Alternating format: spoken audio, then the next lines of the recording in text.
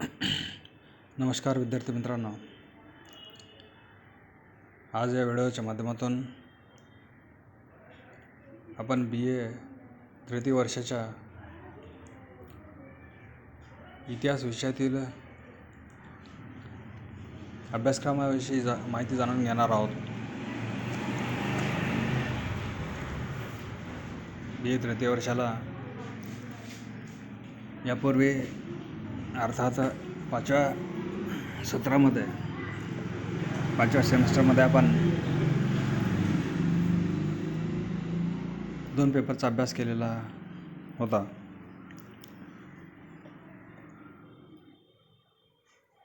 आता या 6व्या सेमिस्टरमध्येही तशाच पद्धतीचे 2 पेपर आपल्याला अभ्यासाला ठेवण्यात आलेले आहेत. आपण स्क्रीनवरती पाहत आहात, स्वामी रामानंद तीर्थ मराठवाडा विद्यापीठाने पेपर क्रमांक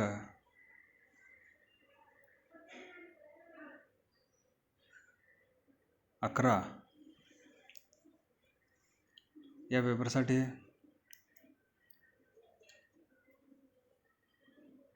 एकास एक म्हणजेच और पेपर ठेवण्यात आलेले होते. यापैकी आपण इथे हिस्ट्री ऑफ मॉडर्न वर्ल्ड हा पेपर अभ्यासतो आहोत. हिस्ट्री ऑफ मॉडर्न वर्ल्ड अर्थात आधुनिक जगाचा इतिहास आहे हा.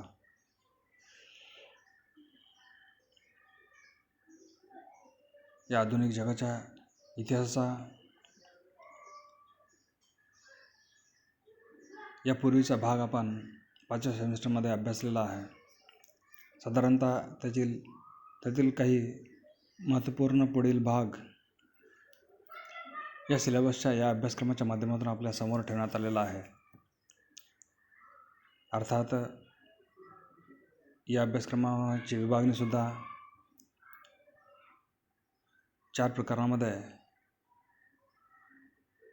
करण्यात आलेली दिसून येते.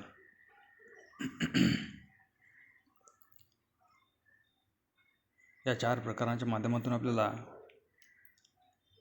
BA थर्ड इयरच्या हिस्ट्री ऑफ मॉडर्न वर्ल्ड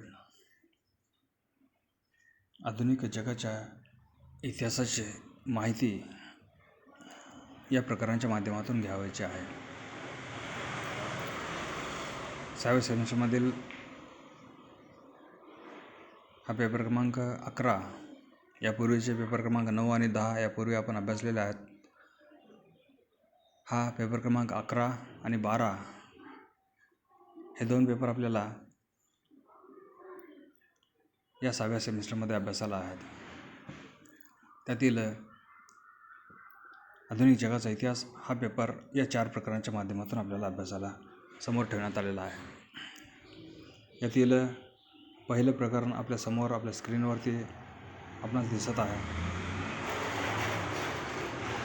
त्याचं नाव आहे रशियन रिव्होल्यूशन अर्थात रशियन क्रांती.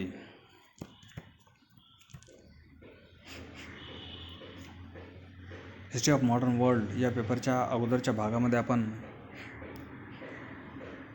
अनेक क्रांत्यांचा अभ्यास केलेला होता. जसं की फ्रेंच राज्यक्रांती आहे, अमेरिकन क्रांती आहे. तशाच पद्धतीनं या ठिकाणी एका क्रांतीचा अभ्यास आपल्याला करावायचा आहे आणि ती म्हणजे रशियन क्रांती. या रशियन क्रांतीमध्ये प्रामुख्याने 4 भाग आपल्याला अभ्यासायचे आहेत. एक causes of Russian revolution, Russian क्रांतीची कारणं हे आपल्याला पाहायचे आहेत. रशियामध्ये जी क्रांती घडून आली याला बोल्शेविक क्रांती असं सुद्धा म्हटलं जातं किंवा लाल क्रांतीही म्हटलं जातं.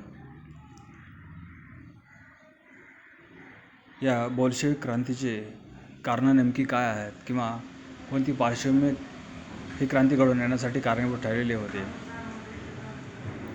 एकंदरीत या रशियन क्रांतीची कारणे थोडक्यामध्ये आपल्याला अभ्यासाला आहेत.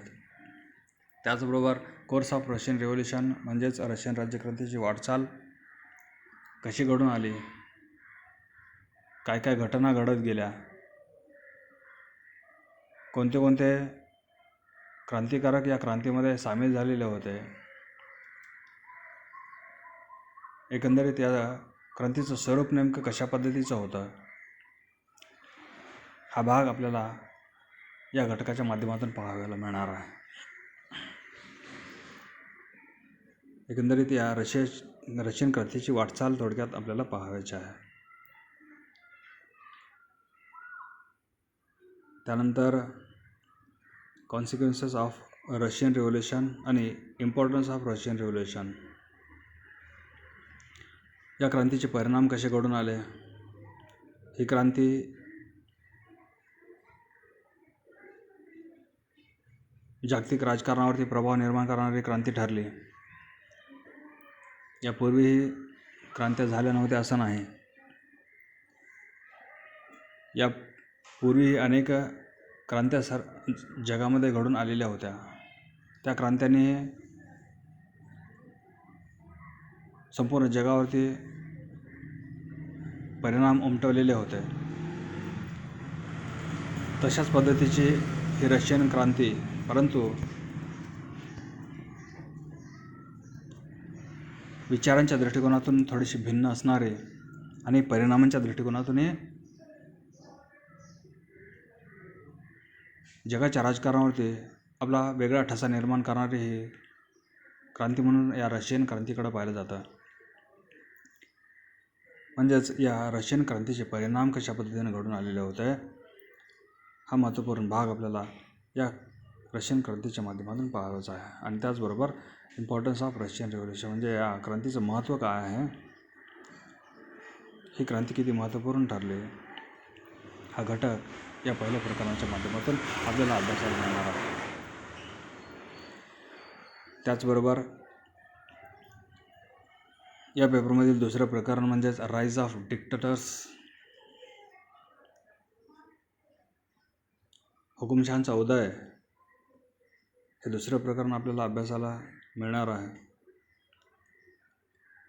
यामध्ये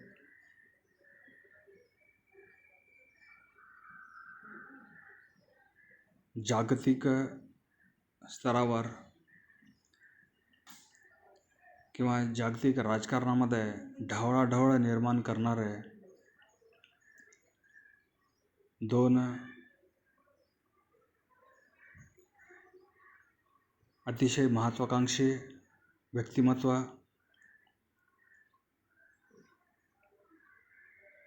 आणि त्यांची कामगिरी आपल्याला पाहायची आहे.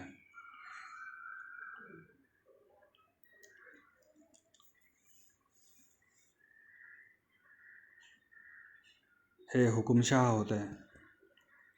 या दोन हुकुमशहाची कारकीर्द कशा पद्धतीची होती, हे आपल्याला या दुसऱ्या प्रकरणाच्या माध्यमातून पाहायचं आहे. यामध्ये प्रामुख्यानं अडॉल्फ हिटलर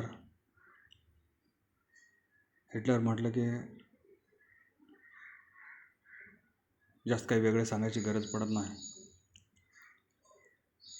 हे अडॉल्फ हिटलर आणि त्याचा नाझी पक्ष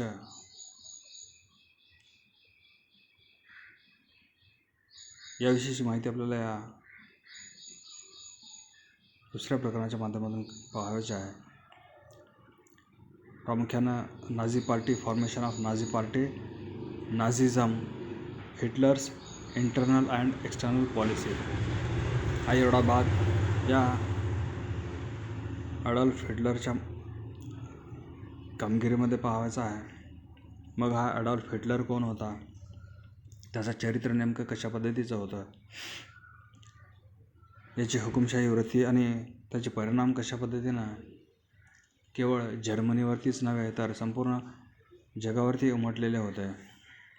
एकंदरीत या अडॉल्फ हिटलरची कामगिरी, चरित्र आणि त्याचं योगदान कशा पद्धतीचं आहे, हे थोडक्यामध्ये या प्रकारामध्ये आपल्याला अभ्यासाला मिळणार आहे. त्याचबरोबर त्याच्याच जोडीने जसं की जर्मनीमध्ये ॲडॉल्फ हिटलरची हुकुमशाही होती, तसंच इटालीमध्ये बेनिटो मुसोलिनीची हुकुमशाही निर्माण झालेली होती. मग हा बेनिटो मुसोलिनी कोण होता, त्याचं चरित्र नेमकं कशा पद्धतीचं होतं, त्याची कामगिरी आणि इटालीला एक बलाढ्य राष्ट्र निर्माण करण्यामध्ये या बेनिटो मुसोलिनीचं योगदान कशा पद्धतीचं आहे, हा भाग या प्रकरणाच्या माध्यमातून आपल्याला पाहावयास मिळणार आहे. याच्यासोबतच आपल्याला त्याचं तत्त्वज्ञान अर्थात बेनिटो मुसोलिनीने फॅसिझम आणि त्यांनी निर्माण केलेली फॅसिस्ट पार्टी,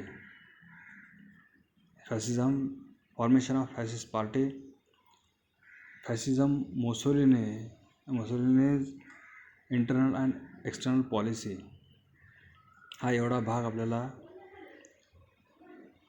या प्रकरणामध्ये पाहायचा आहे. अर्थात हे दुसरे प्रकरण म्हणजे जो हुकुमशहांचा उदय जागतिक राजकारणामध्ये झालेला होता, या हुकुमशहामुळं कशा पद्धतीनं संपूर्ण जग ढवळून निघालेलं होतं आणि दुसऱ्या महायुद्धाच्या खाईमध्ये या हुकुमशहाने जगाला लोटलेलं होतं, याचा इतिहास आपल्याला थोडक्यामध्ये या दुसऱ्या प्रकरणामध्ये पाहायचा आहे.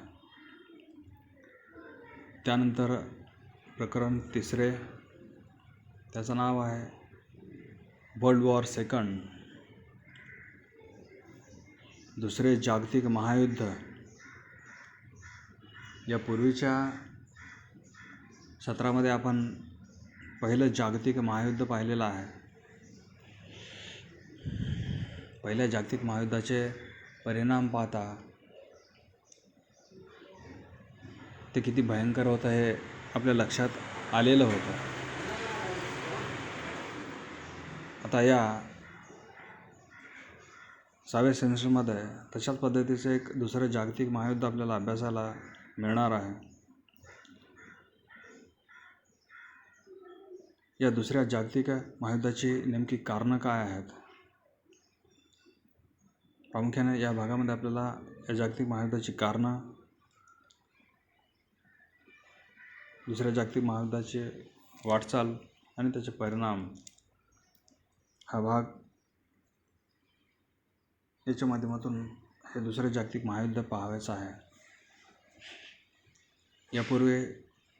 यापूर्वीच्या प्रकरणामध्ये जो आपण हुकुमशहांचा उदय पाहणार आहोत, तिथून आपल्या लक्षात येईल की कशा पद्धतीनं दुसऱ्या महायुद्धाला सुरुवात झालेली होती आणि या हुकुमशहांचा दुसऱ्या महायुद्धामध्ये कशा पद्धतीनं त्यांची भूमिका असलेली दिसून येते. हा भाग साहजिकच या दुसऱ्या महायुद्धाच्या कारणामध्ये गणला जातो. एकंदरीत या दुसऱ्या महायुद्धाची कारणं नेमकी काय आहेत ते थोडक्यामध्ये पाहायचं आहे. त्याचबरोबर या महायुद्धातील ज्या काही घडामोडी घडत गेल्या,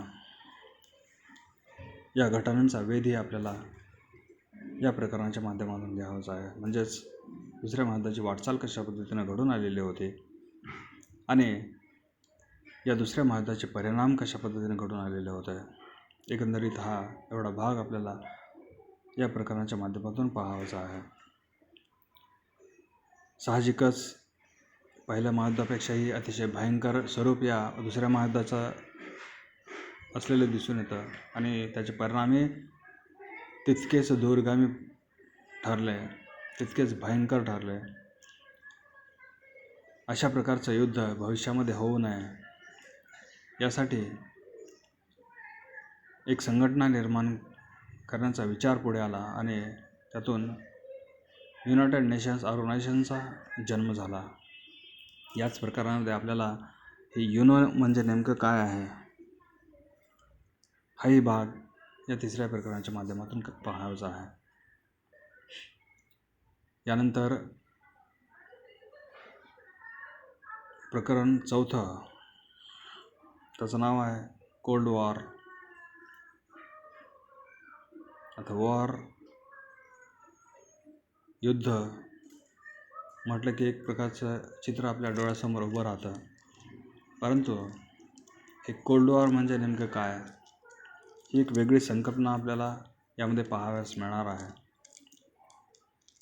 शीतयुद्ध असं त्याला म्हटलं जातं. अशा प्रकारचंही युद्ध असतं का? मग याचं स्वरूप नेमकं काय आहे? हाच भाग आपल्याला या चौथ्या प्रकरणाच्या माध्यमातून पाहावयास मिळणार आहे. दुसऱ्या महायुद्धाचे परिणाम लक्षात घेता जर भविष्यामध्ये तशा पद्धतीचं आणखीन युद्ध झालं तर कितीतरी भयंकर हानी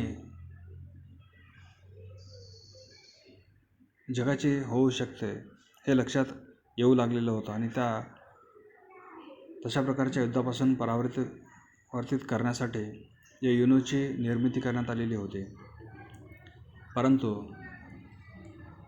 दोन बलाढ्य राष्ट्रांच्या सत्ता संघर्षामध्ये जग दोन गटामध्ये विभाजित होऊ लागलेलं होतं.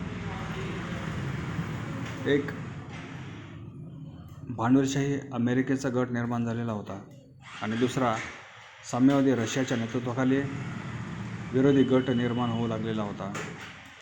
आणि हे दोन अतिशय तुल्यबळ गट अर्थात जगाची या दोन गटामध्ये विभागणी झालेली होती.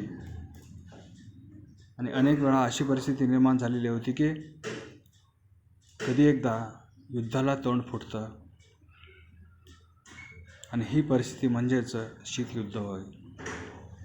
मग या शीतयुद्धाचं नेमकं स्वरूप कशा पद्धतीचं आहे, या शीतयुद्धाची कारणं नेमकी काय आहेत, वेगवेगळ्या ट्रेटीज नेमक्या कशा पद्धतीनं निर्माण झाल्या, म्हणजेच वेगवेगळे करार कसे घडत गेलेले होते आणि त्या करारांचा जागतिक राजकारणावरती काय काय परिणाम त्यांचे झालेले होते. त्यामध्ये नाटो, सिएटो, सेंटो अशा प्रकारच्या करारांविषयीची माहिती आपल्याला या चौथ्या प्रकरणाच्या माध्यमातून घ्यावयाची आहे.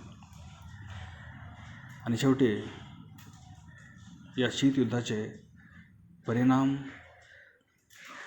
जगाच्या राजकारणावरती किंवा जगावरती कशा पद्धतीने घडून आलेले होते, हा एकंदरीत एवढा भाग आपल्याला या चौथ्या प्रकरणाच्या माध्यमातून पाहावयास मिळणार आहे. एकंदरीत हिस्ट्री ऑफ मॉडर्न वर्ल्ड या पेपरच्या माध्यमातून जगामध्ये ज्या काही महत्त्वपूर्ण घडामोडी घडून गेलेल्या होत्या